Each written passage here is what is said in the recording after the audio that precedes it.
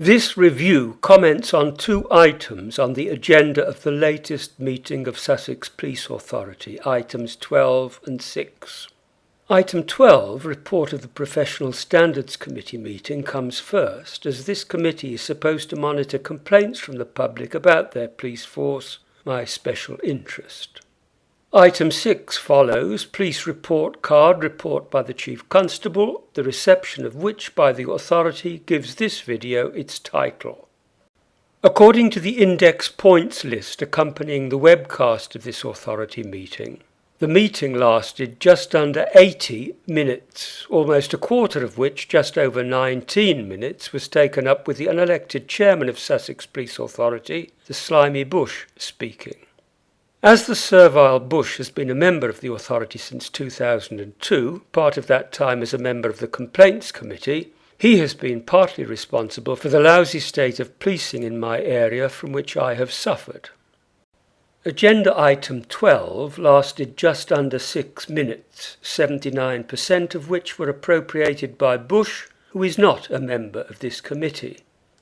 Bush has two main aims: to congratulate the committee and to boast about the committee's latest area of responsibility.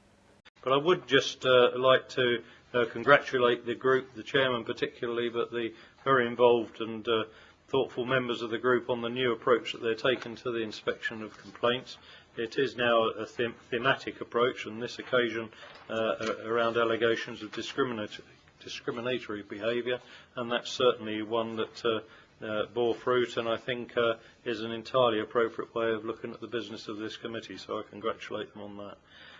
I also congratulate them on another item that was covered on this occasion in the investigation and the examination they did with the IPCC on the delays that are taking place in appeals to the IPCC. Though Sussex Police Authority is required by law to monitor complaints from the public, this role may now be demoted as the committee responsible for it takes on new responsibilities. Not long ago, the clerk to the authority became the chief executive. The chief executive decided that the Complaints Committee should become the Professional Standards Committee, and now the Professional Standards Committee has acquired a new excuse for reducing the attention it gives to complaints from the public. The subject of this puff from the authority's website is to be the next topic for Bush. The other area here that I would draw to your attention is the independent CCTV monitoring volunteers. The committee will oversee the activity that goes on here. I certainly think it's important to recognise this is likely to be of interest much more widely around police authorities and forces, and it will be interesting to see how many do come to us to see how that's operating and who else will learn from it.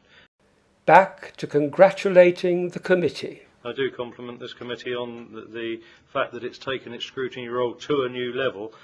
The only member of the Professional Standards Committee who spoke was this unelected member of the authority, who said this. To comment on the fact that the CCTV monitoring scheme is receiving attention sort of from other authorities. My understanding is that it's even spreading to Europe, the attention that it's receiving, and that other sort of jurisdictions are looking at it in relation to their human rights legislation. So I don't know the exact details, but I think it's a case of watch this space around that. I don't know if anyone else knows more detail. Well, I think Nick Wilkinson will be able to tell us a bit more about that in the moment, but on the launch day, Chris Ambler did indicate that there's some work going on in Europe that this would fall within. Nick, can you elaborate on that? Why do you ask? Why is Nick here if not to elaborate on that? Nick shares a surname with the dishonest P.C. Wilkinson, who aided and abetted the dishonest and corrupt P.C. Francis, who arrested me, closed down my website, broke one of my cameras, and took apart and sabotaged my computers with the loss of thousands of files. This Wilkinson's mission is to congratulate himself and Sussex Police. Sussex in the light. In 2 weeks' time, I'm going to Rotterdam with Chris to actually visit their CCTV centres and draw up some best practice in terms of those issues. So something, again, which places Sussex in a very positive light. We now deal with the briefly dispatched agenda item 6. Item 6 is a police report card, and exceptionally this will not, although it appears in your papers, will not be dealt with as we would normally expect to do so in a police authority meeting.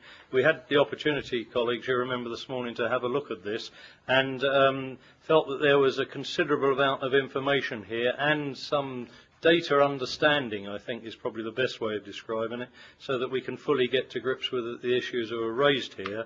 And what we've decided to do is to defer this to a later meeting this year, so that the paper can actually go through the process of our scrutiny committees, the 3 that we normally have, so it can be more clearly focused in the examination that we give to the issues that are raised and the way that they're presented, and then come back to the full authority for a meeting, for a discussion during a future meeting once it's gone through that more focused approach. I hope colleagues will be in agreement with that this afternoon, and we'll move forward on the back of that. Peter, you want to comment? Why do you ask? You already know that Peter has agreed to comment. Councillor Jones, Conservative, has been a member of the police authority for the last 10 years and was its chairman from 2005 to 2007, so he bears a good deal of responsibility for the present state of Sussex Police. Yes, Chairman, I'm happy to support that, and I think that's the right way forward. There have been 4 recent reports which the authority should have been studying and discussing. 2 of the reports from Her Majesty's Inspectorate of Constabulary about Sussex Police's delivery of the policing pledge are reviewed in my YouTube video, Sussex Police Still Substandard. Reports from HMIC say that remedial action is needed, and a damning report from the Information Commissioner's Office about Sussex Police Authority's failure to comply with the requirements of the Freedom of Information Act is reviewed in my YouTube video, Sussex Police Authority Breaking the Law. Out of 90 authorities, SPA are one of the 3 worst. The 4th report is the subject of agenda item 6. It is by Her Majesty's Inspectorate of Constabulary and takes the form of report cards on individual police forces. Being intended for the public, they are brief and clear and easily fit on 2 sides of a piece of A4 card. The card starts with overall grades awarded for police activity and public attitudes, has a block of text for those interested enough to read it, and concludes with a page of tables with grades for various categories of work. Sussex Police Authority are not discussing this report. Instead, they are proposing to discuss at some future date the Chief Constable's report on the report. This claims to give an outline of the report. That claim is untrue. Here is the document given to members of the authority. The Chief Constable's report is more than 3.5 A4 pages long and contains a lot of stuff not in the original. HMIC's clear tables have been lumped together in a single table with symbols omitted and other items added. I've only time to point out a couple of changes. HMIC, comparative satisfaction of the black and minority ethnic community, good/excellent, with signs of improving on the present standard. Chief Constable, excellent.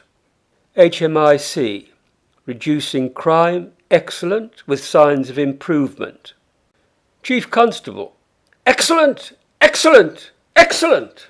The report on the report has added 5 subcategories with 2 extra excellents, the second of which leaves one to wonder whether the later category of reducing road death and injury is for incidents which preclude vehicles. Are some of these public servants dishonest or merely deluded?